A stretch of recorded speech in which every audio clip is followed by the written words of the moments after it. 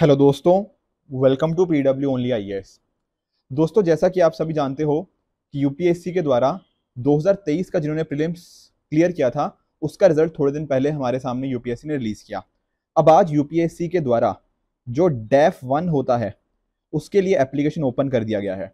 तो जिन भी स्टूडेंट्स ने प्रीलिम्स इस बार क्लियर किया था वो डेफिनेटली डैफ 1 को अपने फिल कर लीजिए। दोस्तों, इससे पहले कि आगे बढ़ें, जिन एस्पिरेंट्स ने इस बार प्रीलिम्स क्लियर किया है और मेंस लिखने जा रहे हैं उन सभी के लिए हमारी टीम की एक भरपूर प्रयास है कि आपको हेल्प किया जाए मेंस को क्लियर करने के अंदर। इसी वजह से सृजन इनिशिएटिव हमारी टीम की तरफ से है, जहां पर आप सभी के जो भी प्रॉब्लम्स हैं उसके लिए आपके लिए होगा एक डेडिकेटेड मेंटर। आप उनके साथ आराम से बात कीजिए, जो भी आपको प्रॉब्लम आ रही है मेंस क्लियर करने के अंदर वो सारी प्रॉब्लम्स का समाधान हमारे मेंटर्स आपके लिए करेंगे। साथ में ही आपके टाइम को देखते हुए हमारी टीम कुछ ऐसा कंटेंट भी आपको शेयर करेगी जो आपको एक्स्ट्रा मार्क्स लाने के लिए अंदर काफी ज्यादा हेल्प करने वाला है। साथ में इन दिनों के अंदर जब टाइम कम है, कैसे आप डेली बेसिस पे आंसर्स लिख सकते हो, उनको प्रॉपर इवेल्युएट करवा सकते हो, उसके रिगार्डिंग भी 60 डेज हमारा प्रोग्राम है। एंड साथ में ही कुछ हमारी टीम की तरफ से ऐसी वीडियो लेक्चर सीरीज यहाँ पे रन करी जा रही है जो अपने आप में प्योरली मेंस ओरिएंटेड है। आपके टाइम को प्रॉपर ध्यान में रख के ना कि कम टाइम है पर कम टाइम को कैसे हम मैक्सिमम यूटिलाइज कर सकते हैं, वो सारी चीजें इस पर्टिकुलर इनिशिएटिव के अंदर हैं। इसका ना मैंने एक गूगल फॉर्म बनाया है ताकि आपकी हेल्प करी जा पाए। तो मेक श्योर कि आप उस गूगल फॉर्म के अंदर अपनी डिटेल्स को फिल कीजिए।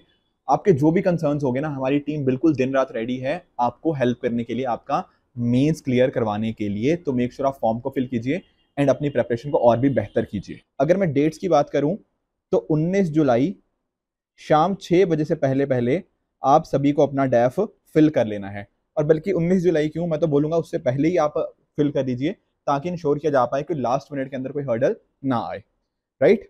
अब आपका जो सैंपल डैफ है कुछ इस तरह से दिखता है। मैं थोड़ा अगर आपको बताने की कोशिश करूं तो आप यूपीएससी की वेबसाइट पे जाकर अपने इस डैफ का जो फिलिंग प्रोसेस है उसको स्टार्ट कर सकते हैं।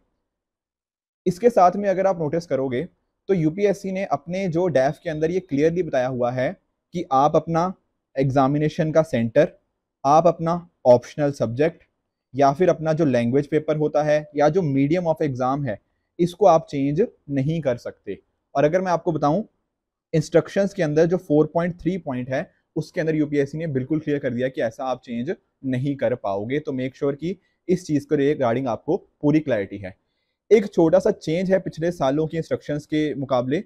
What is that? That is कि इस बार ना ओटीआर आप जानते होंगे जो वन टाइम रजिस्ट्रेशन है, तो वो चीज आ चुकी है। उस वजह से यहाँ पर ना जो रजिस्ट्रेशन अब आपको पहले करनी पड़ती थी, अब आप रजिस्टर नहीं करोगे, आप डायरेक्टली अपना वहां पे अपना ईमेल आईडी है उसको वहां पे डालिए।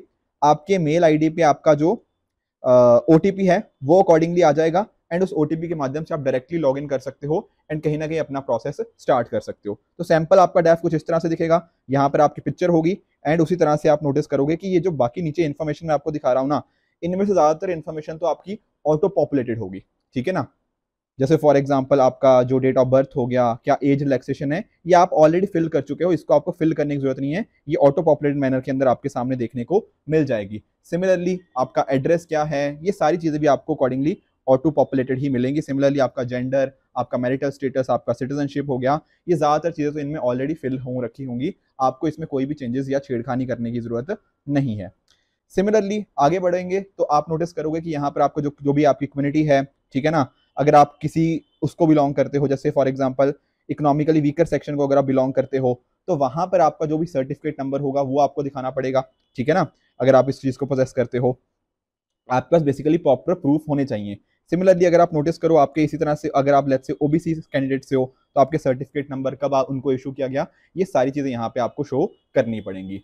देखो, काफी सारे स्टूडेंट्स को ना यहाँ पे कुछ डाउट्स आते हैं कि सर कब से होना चाहिए। तो डेफिनेटली देखो, इस तरह की चीजों के लिए ना यूपीएससी ने अपनी एक हेल्पलाइन दे रखी है इंस्ट्रक्शंस के अंदर। मैं आपको बता देता हूँ। ठीक है, ये दरअसल में पुरानी डेट्स हैं, इनको आप कंसिडर मत कीजिएगा। ठीक है ना। दैट जो हेल्पलाइन आप फॉलो कर सकते हो दैट इज 011-233-85271। ठीक है, आई रिपीट 011-233-85271। आप इसको कहीं ना कहीं इस पे कॉल कर सकते हो, या फिर इवन यूपीएससी ने अपनी मेल आईडी दे रखी है that is web-upsc@nic.in। In numbers पे या फिर इस पर्टिकुलर मेल आईडी पे आपके जो भी डाउट्स हैं आप यूपीएससी को कांटेक्ट करके उनको रिजॉल्व करवा सकते हो। क्योंकि देखो, काफी बार डाउट्स आते हैं एंड आई अंडरस्टैंड तो कहीं ना कहीं जो भी आपके कंसर्न्स होंगे आप यहाँ पर यूपीएससी से इन चीज़ों के रिगार्डिंग आप पूछ सकते हो। ठीक है, जो भी इंस्ट्रक्शंस हैं, साथ में अगर आप इसकी जो ना जब आप लॉग इन करोगे वहां पर एक इंस्ट्रक्शंस का पेज भी ओपन होगा।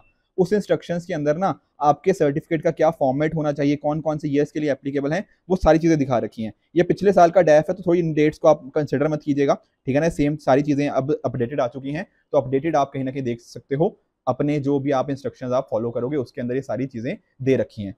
सिमिलरली बाकी कास्ट के लिए भी, ठीक है, शेड्यूल कास्ट, शेड्यूल ट्राइब, आप जिस भी पर्टिकुलर कम्युनिटी को बिलोंग करते हो उन सभी के रिगार्डिंग यहाँ पे आप इन्फॉर्मेशन है, तो जो भी आपकी इन्फॉर्मेशन है आप उनको अकॉर्डिंगली यहाँ पे फिल कर सकते हो।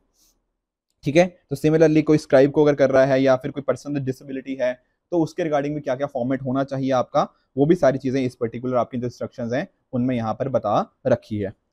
साथ में अगर मैं बात करूं, देखो ये सारी चीजें आपका choice of centre for examination, ये सारी चीजें आपको ऑलरेडी एग्जिस्ट करती हैं। ये ऑप्शन तो अपनी है, तो पुराने टाइम्स के अंदर था, तो आप जो भी आपका ये ऑलरेडी ऑटो पॉपुलेटेड ही आपको मिलेगा। उसके साथ में अगर मैं बात करूं आपके लैंग्वेज मीडियम, इनको भी आप चेंज नहीं कर सकते। मैंने बताया था ना 4.3 आपका जो था उसके अंदर ये चीजें स्पेसिफिकली मेंशन्ड है। बाकी अगर आप नोटिस करोगे थोड़ा और आगे चलोगे, ठीक है, तो यहाँ पर आपको नोटिस करने को मिलेगा कि आपको ना यहाँ पे अपना फिल करना है क्या, अपना जो एजुकेशन क्वालिफिकेशन का सर्टिफिकेट। बेसिकली कहने का मतलब क्या, आपका जो जैसे लेट्स से अगर आपने ग्रेजुएशन करी है तो ग्रेजुएशन का जो सर्टिफिकेट नंबर होगा और कब आपको इशू किया गया था, ये सारी चीजें आपको यहाँ पर फिल करनी पड़ेंगी। इसके थोड़ा और आगे अगर हम जाते हैं तो हमें देखने को मिलता है यहाँ पर आपको कुछ जो क्वालिफिकेशन है आपकी 10th और इक्वलेंट, 12th और इक्वलेंट, और यहाँ पे आपकी जो भी अगर आपकी बीटेक है या अगर आपने कुछ और किया है तो वो सारी चीज़ें आपको फिल करनी होंगी। यहाँ पर आपको सब्जेक्ट्स के नेम, आपका कॉलेज और स्कूल का क्या नाम था, आपकी बोर्ड और यूनिवर्सिटी क्या थी, उनमें कितने परसेंटेज मार्क्स थे, ये सारे चीज़ें आपको यहाँ पे अकॉर्डिंगली फिल करनी पड़ती हैं। तो मेक श्योर ये सारी चीज़ें आपके पास होनी चाहिए। अगर आप कभी आपने कोई जॉब करी है गवर्नमेंट सेक्टर के अंदर या बाकी भी इन जनरल कहीं पर भी, तो सारा इन्फॉर्मेशन आपको यहाँ पर देनी पड़ेगी। कितना आप कमाते थे, मंथली रन मिशन क्या था आपका, ठीक है ना, किस तरह से कब से लेकर कब तक थे, कौन कौन सी पोजीशन थी, ये सारी आपको करनी पड़ेगी। क्या आप सेल्फ एम्प्लॉयड तो नहीं हो, ये बातें भी, ठीक है। उसी तरह से अगर आपने आज तक कभी यूपीएससी के और एग्जाम के लिए कहीं ना कहीं भरा है तो वो सारी डिटेल्स, ठीक है, अभी तक कहाँ कहाँ पे मतलब कौन कौन से एग्जाम दिए हैं वो सारी बातें, और यूपीएससी प्री में आप कितनी बार अपीयर हुए हो, कब कब अपीयर हुए हो, including the civil services prelim exam 2023, ये सारी चीजें आपको यहाँ पे बतानी पड़ेंगी। ठीक है, यहाँ पर अगर आपके लिए फी एप्लीकेबल है तो आपको 200 रुपये फी भी पे करनी पड़ेगी। ऑल्दो ये यहाँ पर आप नोटिस कर सकते हो जो female, schedule caste, schedule tribe, person with disability वो एग्जेम्प्टेड होते हैं, बाकियों को अकॉर्डिंगली फिल करना पड़ेगा। आई बात समझ में? तो ये सारी चीजें थी। इसके अलावा ना एक छोटी सी चीज आपको और ध्यान में रखनी है। सर वो क्या चीज है? देखो यहाँ पर ना आपको कुछ स्कैंड कॉपीज भी यहाँ पर डालनी पड़ती हैं, अपलोड करनी है स्कैंड कॉपीज। सर कौन कौन सी चीजें करनी है? सबसे पहले तो ध्यान रखो कि जो भी स्कैंड कॉपी डालोगे ना उसकी जो पीडीएफ डालोगे वो 1 MB से कम होनी चाहिए, ठीक है ना। मैक्सिमम उसका साइज कितना होना चाहिए? 1 MB, और जो आपका उसका जो स्ट्रक्चर होना चाहिए वो होना चाहिए 200 DPI ग्रे स्केल, ठीक है। तो आपको कन्वर्ट करने पड़ेगा ये सारी चीजें। जैसे क्या सर कन्वर्ट क्या करना है? देखो एक कन्वर्ट करना है आपका डेट ऑफ बर्थ का सर्टिफिकेट। बेसिकली मैं कहने के पॉइंट आपके 10th के सर्टिफिकेट के ऊपर आपका डेट ऑफ बर्थ होता है, तो 10th के सर्टिफिकेट को जो होगा उसको आपको स्कैन कॉपी करनी पड़ेगी। अगर बाकी आपने कोई भी चीज लगाई है, जैसे फॉर एग्जाम्पल लेट से किसी ने एज रिलैक्सेशन को क्लेम किया हुआ है तो उसको लगाना पड़ेगा। अगर आपको आप शेड्यूल का, शेड्यूल ट्राइब, ओबीसी, ठीक है ना, आप इकोनॉमिकली वीकर सेक्शन, किसी भी इस पर्टिकुलर चीज के रिगार्डिंग हो तो जो भी आपका क्लेम है उसकी स्कैन कॉपी चाहिए होगी। सिमिलरली पर्सन विद डिसेबिलिटी है तो उसके लिए भी आप बाकी अगर लेट से अरुणाचल प्रदेश, मणिपुर, मेघालय, मिजोरम, नागालैंड, सिक्किम यहाँ से करते हो तो वहां का आपका सर्टिफिकेट होना चाहिए, ठीक है ना। अगर आपको कोई बेंचमार्क डिसेबिलिटी है तो वहां पर उसकी एक स्कैन कॉपी होनी चाहिए। बाकी लोगों के लिए डेफिनेटली आपका जो ग्रेजुएशन का सर्टिफिकेट है, अभी दिखाया था ना सर्टिफिकेट नंबर, तो ग्रेजुएशन का सर्टिफिकेट भी आपका वहां पे उसकी स्कैन कॉपी भी लगानी पड़ेगी। एक आपका जो भी आपका फोटो आईडी प्रूफ होता है, लेट से आपका आधार कार्ड हो गया, तो उसका भी आप पीडीएफ कन्वर्ट करके रखिए। तो ये इंस्ट्रक्शन ध्यान में रखना, 1 MB से कम, 200 DPI ग्रे स्केल, ठीक है, ये चीजें होनी चाहिए। पीडीएफ फॉर्मेट में ही होनी चाहिए।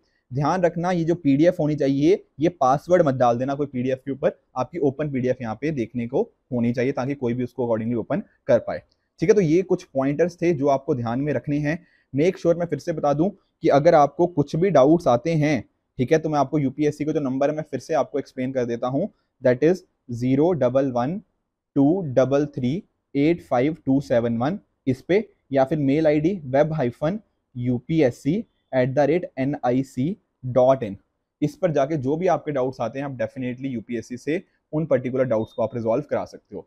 अब आई अंडरस्टैंड अप्रॉक्सीमेटली आपके 65 डेज बचे हुए हैं, 15 सितंबर से आपका एग्जाम है, तो तैयारी अच्छे से करो। अगले 4-5 दिनों के अंदर डेफिनेटली इस डैप को भर दो, बहुत ज़्यादा टाइम नहीं लगेगा फिल करने के अंदर। एंड फिर मेंस की तैयारी जो आपकी ऑलरेडी चल रही है उसके बिल्कुल अच्छे से उसमें अंदर जुट जाओ। ठीक है फ्रेंड्स, तो ये था आज का डिस्कशन। इसी तरह से आप भी अपने एंड पे हार्डवर्क करते रहिए। Goodbye and good luck.